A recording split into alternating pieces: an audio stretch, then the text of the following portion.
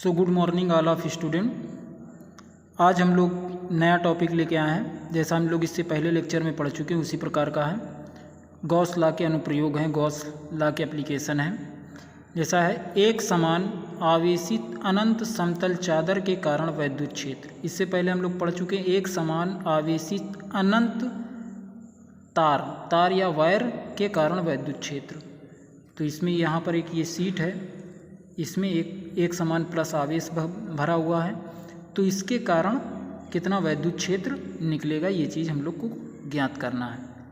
जैसे यहाँ पर लिखा गया है, माना एक समान आवेशित अनंत समतल चादर का एक समान पृष्ठीय घनत्व सिग्मा है। इसका जो पृष्ठीय घनत्व है वो सिग्मा है। हमें आवेशित चादर के बाहर स्मॉल r दूरी पर स्थित एक बिंदु P पर वैद्युत क्षेत्र ज्ञात करना है। स्मॉल यहाँ से स्मॉल r दूरी पर एक बिंदु P है जहाँ पर वैद्युत क्षेत्र की तीव्रता हम लोगों को ज्ञात करना है। तो इससे पहले लेक्चर में जैसे हम लोगों ने वो पढ़ा था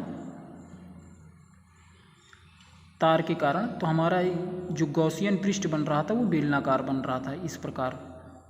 तो यहाँ पर हम लोग देखते हैं, यहाँ पर भी हमारा बेलनाकार पृष्ठ बन रहा है। एक पृष्ठ के शीट के इस तरफ बन रहा है और एक शीट के उस तरफ बन रहा है, मतलब दोनों तरफ। जैसे ये हमारा ये पेज है तो पेज के इस साइड एक बनेगा और पेज के दूसरी तरफ बनेगा। तो दो बेलनाकार गॉसियन पृष्ठ की रचना हो रही है। तो हम लोग ने पहले ही पढ़ चुका है कि अगर एक बेलनाकार गॉसियन पृष्ठ है तो उसमें फ्लक्स होगा phi equal to E into S, और यहाँ पर दो हैं तो इस शीट से कुल कितना वैद्युत फ्लक्स निकलेगा, यही दो का मल्टीप्लाई कर देंगे तो फाई इक्वल टू हो जाएगा 2ES। देखिए यहाँ पर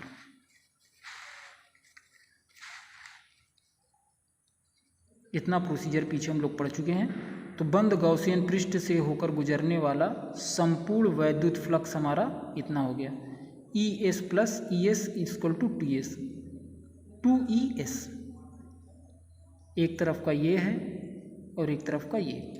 इससे पहले हम लोग पढ़ चुके हैं। जैसे यहाँ पर बिंदु P पर वैद्युत क्षेत्र ज्ञात करना है, जिससे P डैश से होकर गुजरने वाला समतल पृष्ठ S चुना गया है, आवेशित समतल चादर के समांतर है। इस समतल पृष्ठ से परिच्छेद मानते हुए 2r लंबाई का एक बेलन इस प्रकार खींचा गया जो आवेशित चादर को अपने ठीक मध्य से पार करते हुए दूसरे ओर निकल जाए। मतलब एक ओर इधर भी है बेलनाकार पृष्ठ और इधर भी है बेलनाकार पृष्ठ। इस बेलनाकार पृष्ठ पर बनेगा ES और इस बेलनाकार पृष्ठ पर बनेगा ES, दोनों मिलाकर हो जाएगा हमारा 2ES। तो हमारा 2ES ये हो गया। अब हम दूसरा जानते हैं, बंद गॉसियन पृष्ठ से होकर गुजरने वाला संपूर्ण वैद्युत फ्लक्स 2ES हो गया हमारा। अब गॉस के नियम से हम लोग जानते हैं, अगर कोई बंद पृष्ठ है तो Q/ε0 होता है। ये भी फाई है हमारा, फाई इक्वल टू Q/ε0, और ये भी हमारा फाई है 2ES। तो इन दोनों समीकरण को बराबर मान लेते हैं। तो 2ES हो गया तो E बराबर 2S नीचे चला जाएगा हमारा। S क्या है, पृष्ठीय क्षेत्रफल है। तो ये हो जाएगा कैपिटल E बराबर Q/2E/ε0। और हम लोग जानते हैं पृष्ठीय आवेश घनत्व सिग्मा बराबर Q/S। S क्या है, क्षेत्रफल, Q/क्षेत्रफल। तो Q/S की जगह पर क्या रख सकते हैं हम लोग, सिग्मा रख सकते हैं। तो यहाँ पर सिग्मा रख दिया गया। तो वैद्युत क्षेत्र की तीव्रता हमारी हो गई E बराबर Q/2ε। तो इसमें सबसे महत्वपूर्ण और वैद्युत क्षेत्र की तीव्रता न्यूटन पर कूलम इसका वैद्युत क्षेत्र हो गया हमारा। इसमें सबसे महत्वपूर्ण क्या है कि किस प्रकार का गॉसियन पृष्ठ बन रहा है।